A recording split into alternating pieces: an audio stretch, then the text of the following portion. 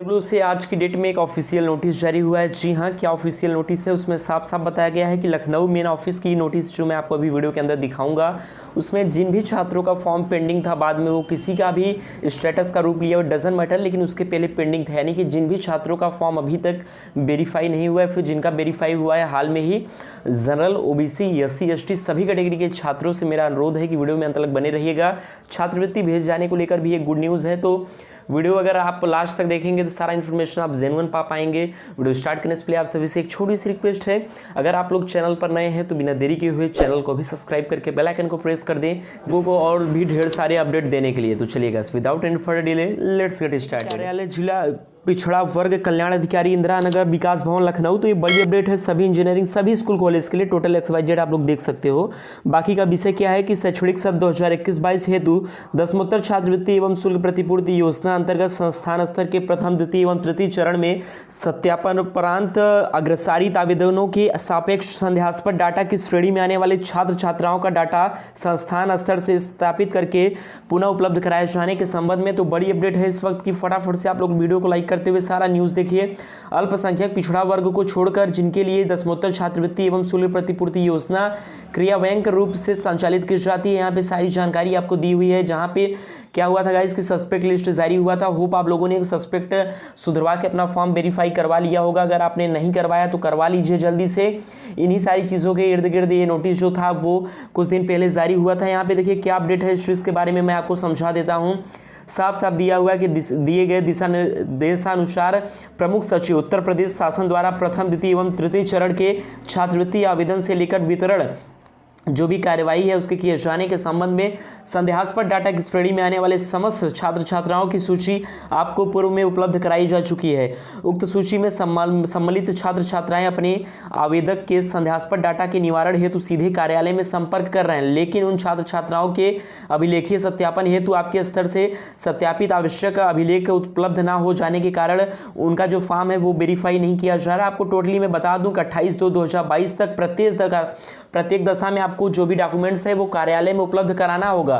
यानी कि बात को समझो, 28 फरवरी को के पहले आप लोगों के एनी हाउ जो भी डॉक्यूमेंट्स हैं करेक्शन के लिए आपको अपने DW ऑफिस में ले जाके सबमिट कर देना होगा। अगर आपके कॉलेज वाले नहीं कर रहे हैं तब के केस में, और नहीं करोगे तो फिर बाद में अगर फॉर्म नहीं वेरीफाई होता या फिर फॉर्म रिजेक्ट कर दिया जाता है तो फिर कल को ब्लेम नहीं करना है। इसी चीज़ के रिगार्डिंग ये नोटिस जो है वो बाकायदा जारी हुआ है। और प्रत्येक दशा में यहाँ पे देखिए साफ साफ दिया हुआ है कि सत्येंद्र प्रताप सिंह इनके अध्यक्षता में ये जो नोटिस है वो जारी किया गया है। और किस फॉर्मेट में क्या करना है इस चीज़ को देखिए।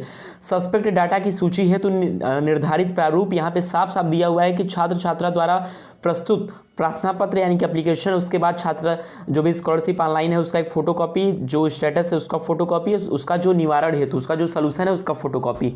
अगर आप लोग मेरे रेगुलर व्यूअर होंगे तो आपको ये चीज़ मालूम होनी चाहिए कि पिछले 15 दिनों से, पिछले 20 दिनों से जब से आप लोगों का स्टेटस पूरी तरह से प्रॉपर स्टेटस आया, मैं वीडियोज़ के माध्यम से लगातार प्रॉपर डे पर डे मैं अपडेट कर रहा था, छात्रों को बता रहा था कि भाई इन स्टेटस वालों के लिए ये सलूशन है, यहाँ जाओ वहाँ जाओ, ये करो वो करो, सब कुछ मैंने बताया था।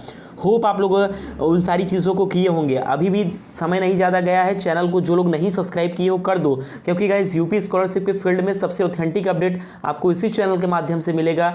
तो समय ना गवाते हुए जल्दी से हमारे साथ जुड़ जाइए। यहाँ पे देखिए पूरा फॉर्मेट दिया हुआ है कि किस फॉर्मेट में आपको जो भी डॉक्यूमेंट्स हैं वो सबमिट करना है। संदेहास्पद की श्रेणी में आने वाले समस्त छात्र छात्राओं को सूचित किया जाता है कि जो भी, तो इन सारी चीज़ों को उम्मीद है आप लोग कर जाओगे। और कितने लोग अपना करेक्शन करवा दिए हो, डॉक्यूमेंट सबमिट कर दिए हो, कमेंट करके ज़रूर बताना। अगर आपने अभी तक नहीं किया है तो फटाफट से जाइए कर दीजिए, समय बिल्कुल मत लगाइए, क्योंकि जैसे जैसे वक्त बीतेगा, मैं बता दूँ 28 फरवरी लास्ट डेट है डॉक्यूमेंट सबमिट करने का।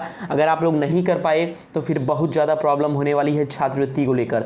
दूसरी बड़ी अपडेट ये है कि मैं आपको एक चीज़ और क्लियर कर दूं कि 5 मार्च के पहले तक आपका फॉर्म एनी हाउ वेरीफाई हो जाना चाहिए। अगर वेरीफाई नहीं हुआ तो फॉर्म वेरीफाई नहीं होगा फर्दर। और दूसरी बड़ी अपडेट मैं आपको दे दूं तो वो ये है कि 10 मार्च के बाद या फिर 8 मार्च के बाद पुनः तेजी के साथ छात्रवृत्ति आप लोगों के बैंक अकाउंट में 25 मार्च तक क्रेडिट की जाएगी। और अगर उस दौरान आपको पैसा नहीं मिला तो मान के चलो अप्रैल में कोई पैसा नहीं मिलेगा। यही ऑथेंटिक अपडेट है, यही रियल इन्फॉर्मेशन इन्फॉर्मेशन है जो इस वक्त मैं आपको बता रहा हूं, समझ गए।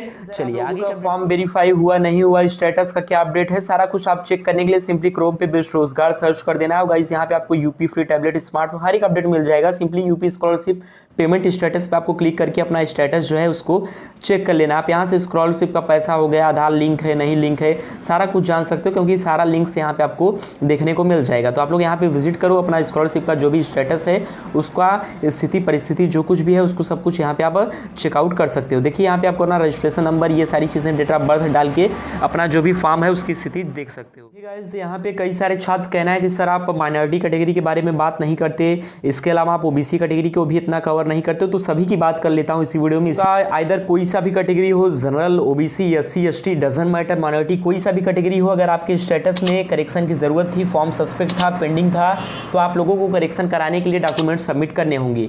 कई सारे छात्रों का फॉर्म जो है वेरीफाई हो चुका होगा क्योंकि पर डे फॉर्म वेरीफाई हो रहे हैं और कुछ लोगों का नहीं हुआ होगा। जैसे ही यहाँ पे देखिए 26-27 आज के चरण वाला जैसे ही चुनाव बीतता है, मान के चलो छात्रवृत्ति फॉर्म की वेरिफिकेशन कार्य को और तेज कर दिया जाएगा, समझ गए।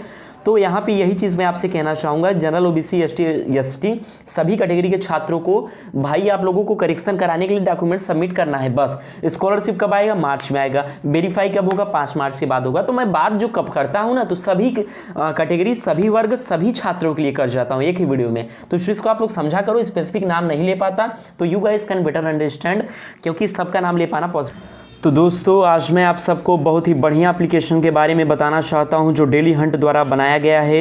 इस साल डेली लर्न ने आई अचीव स्कॉलरशिप एग्जाम रखा है जिसमें पार्ट लेके आप लैपटॉप, मोबाइल फ़ोन, स्मार्टफोन भी जीत सकते हैं। तो डिस्क्रिप्शन में दिए हुए लिंक पर क्लिक करके जल्दी से स्कॉलरशिप रजिस्टर कर लें और आप भी पाइए 50 करोड़ तक स्कॉलरशिप जीतने का मौका। दोस्तों इसकी सबसे बड़ी खूबी ये है कि पहली बार किसी ने बड़े शहरों के साथ छोटे ग्रामीण शहरों को भी क्वालिटी एजुकेशन प्रोवाइड करने का फैसला लिया। यहाँ पर आप हिंदी, इंग्लिश सारा माध्यम से डेली लर्न पे आप पढ़ सकते हैं और क्वालिटी एजुकेशन पा सकते हैं। लाइव क्लासेस चलेंगी, सारा कुछ होगा, क्विज, टेस्ट सीरीज। तो आप तो देरी किस बात की, डिस्क्रिप्शन में लिंक दिया हुआ है, जाइए और आप भी इनाम जीतिए। पॉसिबल नहीं होता। कुछ कमेंट्स को मैंने पिक कर लिया।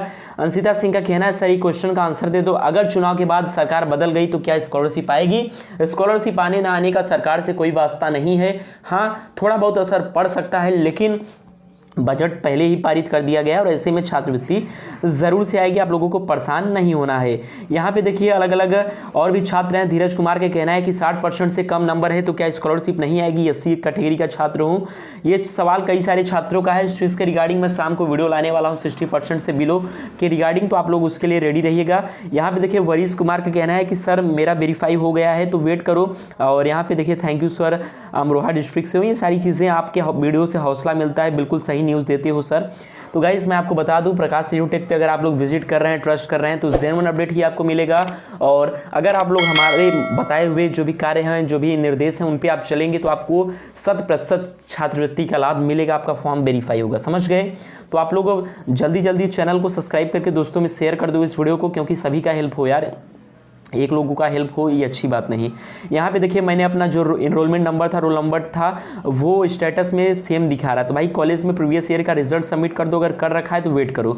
सर मेरा आधार बैंक NPCI सर्वर से लिंक है बट आधार से पैसा नहीं निकल रहा, तो और लिखा आ रहा है कि your Aadhaar does not link. तो भाई लिंक करवाओ, पुनः उसको कहते हैं KYC अपडेट। उनसे कहो भैया KYC अपडेट, वो कहेंगे आधार लिंक है तो फिर जाके लिंक करवा दो, कोई दिक्कत नहीं होता, समझ गए।